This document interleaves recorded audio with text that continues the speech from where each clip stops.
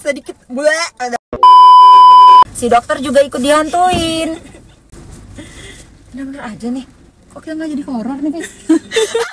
Jadi takut. Kok ada gedebuk sih di belakang mobil, ya Allah. Nggak.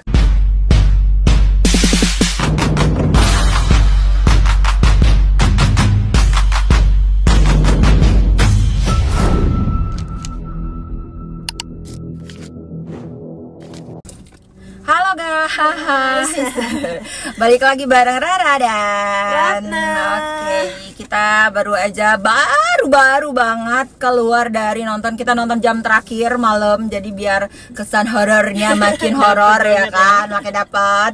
Kita nonton menjelang maghrib 2. Menjelang maghrib 1 seperti yang sudah kita tonton. Mungkin teman-teman yang belum nonton juga jangan takut untuk nonton menjelang maghrib kedua, karena ini tuh nggak ada sangkut pautnya ya, nggak ada apa namanya, nggak ada hubungan antara yang pertama dan kedua. Jadi kalau nggak nonton yang pertama bisa nonton yang kedua, tetap masuk aja.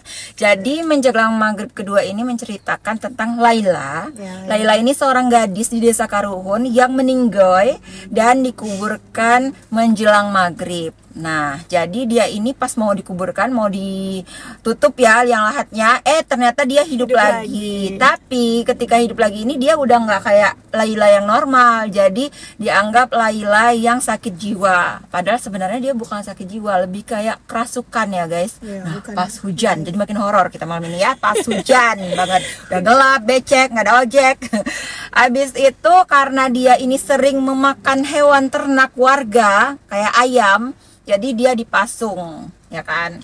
Habis itu dia dipasung, dah ketika kabar tentang Laila ini menyebar sampai masuk ke koran kayak gitu. Nah, ada seorang dokter, anak dari gubernur, yang pengen mencoba untuk menyembuhkan si Laila ini.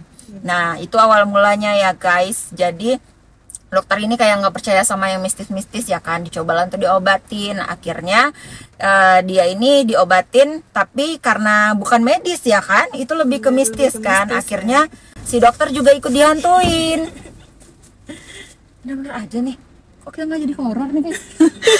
Jadi takut. Kok ada gedebuk sih di belakang mobil, ya Allah. Nggak, tuh masih ada mobil yang lewat ya guys, masih ada loh, mall loh ini. Ceritain tentang plotnya. Nah, gimana plot dari film ini? Plotnya benar-benar apa ya, nggak bikin kita mikir sedikit pun guys plotnya.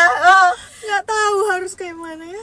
Jarang kita nonton film yang benar-benar kayak disuguhin lurus aja kayak gitu ya, nggak ada belok-beloknya sama sekali. Jadi cuma ada kayak flashback, dan itu pun bukan flashback yang ceritanya balik lagi, tapi cerita di saat neneknya ini menceritakan, oh leluhur kami dulu kayak gini itu pun cuma sekali kan? Itu pun dalam waktu yang kayaknya cuma 1 menit. Ujung ya, udah di ujung film. Jadi kayak seolah-olah ini film tuh bikin penonton untuk nggak mikir, benar-benar disuguhin plot gitu loh ceritanya ya kan. Jadi kayak kurang menantang ya.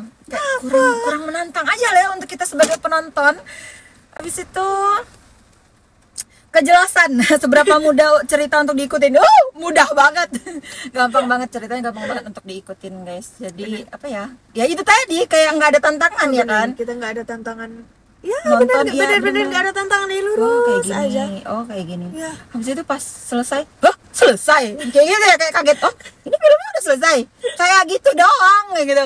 Bukannya kita bilang filmnya jelek ya, tapi ya emang ceritanya terlalu kayak apa ya, sebenarnya panjang ya, lama, tapi 1 jam 45 menit itu sebenarnya lama, tapi kok kita kayak nontonnya karena inti ceritanya kayaknya dikit banget. Itu aja. Inti ceritanya cuma seuprit banget gitu loh. Hampir, kalau menurut aku sih ya, hampir filmnya ini tuh kayak nggak ada klimaks. Hampir ya. Berarti tapi dia tuh belum dapet banget. Kayak ya flat, dari awal kan flat kayak gitu ya. Nah, sampai mau habis pun itu cuma ada kayak adegan seru pas si Laila itu udah dikuasai penuh sama hantu yang leluhur mereka itu, yang pas rumah kebakaran. Itu emang adegannya gerbak-gerbuk seru.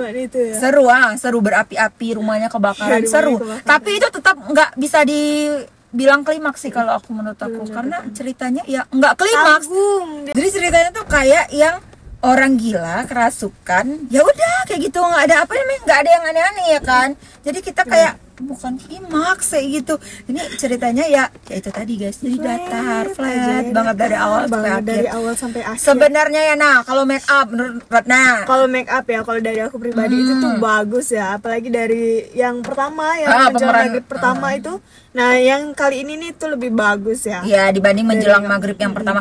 Sebenarnya film ini tuh guys kalau mau di compare sama menjelang maghrib yang sama-sama menjelang maghrib yang pertama sama yang sekarang tuh udah jauh bagus, dari kayak mulai pengambilan gambar tuh udah lebih bagus, kayak soundnya juga lebih bagus, ya actingnya orang-orangnya lebih bagus, make upnya kalau yang Nina yang di menjelang maghrib pertama tuh kan kelihatan tuh ya kepalanya kayak yang botaknya sambungan kan, Novia Bahmit tuh kan kelihatan ya. Nah kalau yang ini tuh udah kayak lebih natural dan kita bener-bener dibawa kesiksa ya ngelihat pemeran utamanya yang udah yang iya selama dia yang dipasung tuh kita jadi ikutan, dia kan kayak kesakitan, jadi kita kayak aduh ini orang susah banget sih actingnya kayak gitu, paling menderita dia acting di situ kayak paling, apalagi pas dia dipasung itu ya, kayak apa ya, bener-bener ini bener-bener deh kayaknya pemeran ini dibayar lebih enggak sih dari yang lain ya kan, karena kayaknya acting dia tuh lebih sulit dibandingkan yang lain kan, dia yang kayak enggak selebar-lebarnya sampai di shoot kelihatan semua ya kan, isi mulutnya, gigi-giginya semuanya kelihatan, abis itu dilihat yang di shoot emang bener-bener ngezoom banget, pori-pori kelihatan. Di situ emang make upnya kelihatan ya, yang kayak pori-porinya tuh kelihatan emang bener-bener dibikin freckles kayak gitu ya kan. Terus tangannya, kakinya emang bener-bener kayak orang yang udah lama kepasung ya kan, emang efek-efeknya bagus kayak gitu. Jadi ceritanya si Laila ini tuh nggak sepenuhnya dipasung, jadi dia dipasung cuma menjelang maghrib aja karena dia sering kerasukan kayak gitu ya kan. Jadi kalau siang dia nggak dipasung ya, tapi karena ada kejadian yang dokter ini datang, terus si dokter ini diajaklah sama si reporter untuk ke kuburan.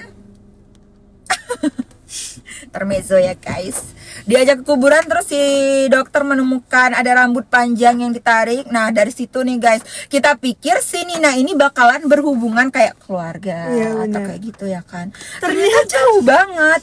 Jadi itu ternyata dulu ada leluhur mereka yang memperjuangkan kemerdekaan melawan kolonial Belanda. Sama si Belanda, dia ini cemplungkan ke dalam lubang itu dan dikuburkan hidup-hidup. Nah kebetulan si Laila ini ketika meninggal dia itu dikuburkan di tempat yang jadi kayak satu lubang kayak gitu. Kebetulan ya tanpa diketahui kayak satu lubang. Jadi tubuhnya si Nina ini dipakai sama si arwah leluhur mereka ini untuk merasuki. Nah ini nih letak ketidak masuk akalannya.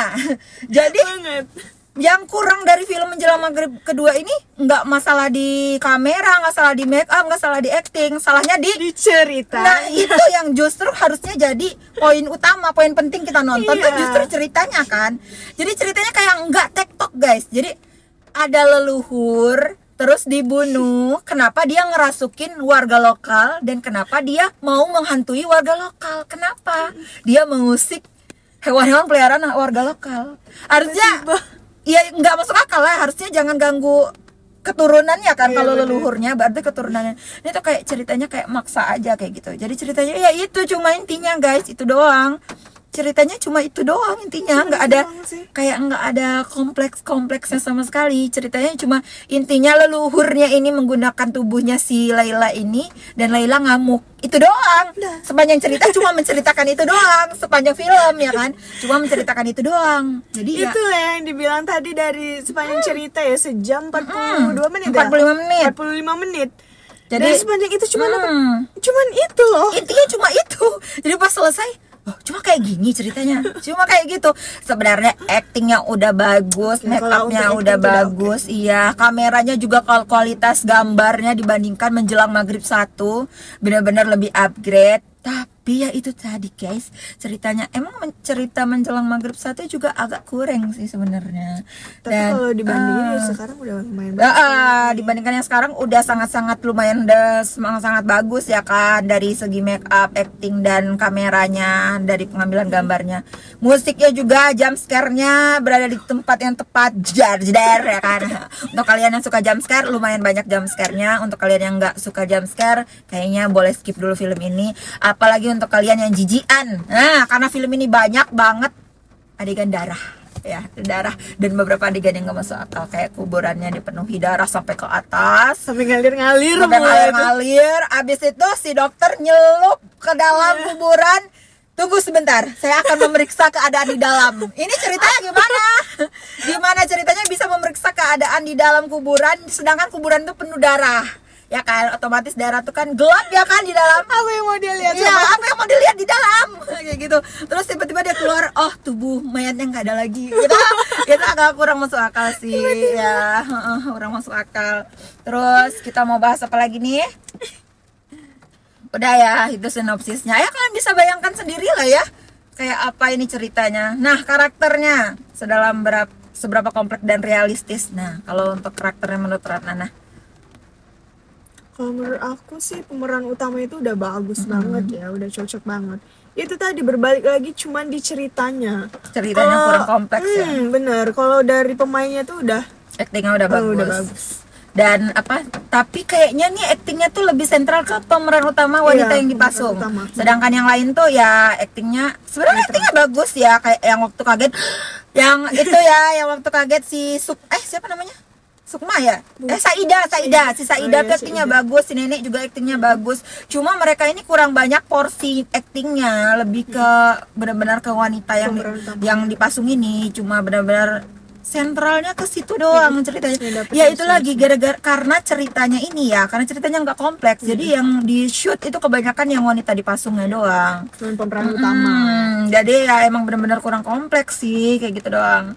Sinematografinya dibandingkan Menjelang Maghrib 1, wah upgrade banget ya. Jelas ya. Aku tuh nggak suka yang namanya horor gelap. Nah jadi ini tuh kan settingnya tuh 90% malam, harusnya kan gelap kan, tapi mereka bisa bikin gimana caranya gelap tapi masih bisa dinikmati dan masih jelas kelihatan semua karakternya, mimik wajahnya. Jadi yang emang nggak benar-benar gelap kan, gelapnya tuh pas kayak gitu. Kalau menurut saya sebagai penikmat film ya kan, bukan sebagai pemerhati sinematografi ya, tapi sebagai penikmat film doang, bagus. Dan kalau kayak kameranya kualitasnya kalau Menjelang Maghrib pertama tuh kan kayak kurang kayak gitu ya, kayak agak burus-burus lah ya. Kalau sekarang tuh udah bagus lah pokoknya ya, aktingnya juga, emosinya udah dapet. Tapi ya itu tadi, ceritanya itu cuma fokus ke pemeran pertama, jadi kita nggak bisa ngomentarin yang lain guys, kita fokusnya ke pemeran utama. Dan pemeran utamanya alhamdulillahnya menolong, dan aktingnya emang benar-benar bagus, make upnya emang benar-benar bagus. Jadi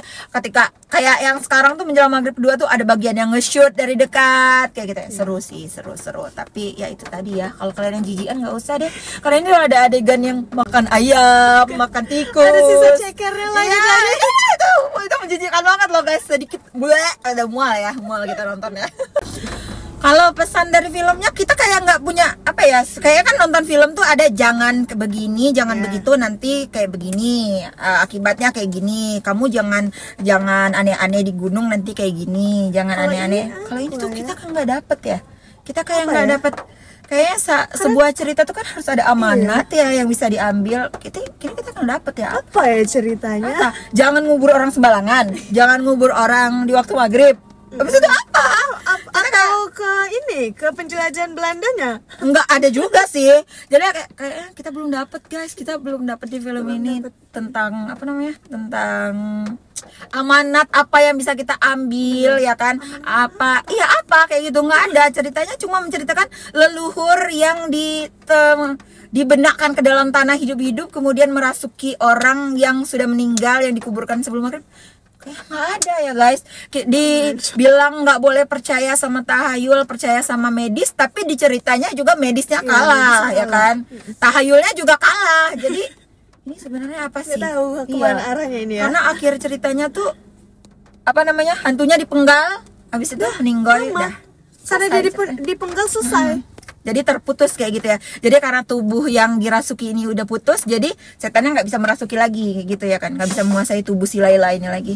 Udah kayak gitu doang. Nah kalau untuk skor dari Ratna deh, coba deh skor. Kalau dari aku ya, aku jujur nih, kalau dari aku 4. Aduh.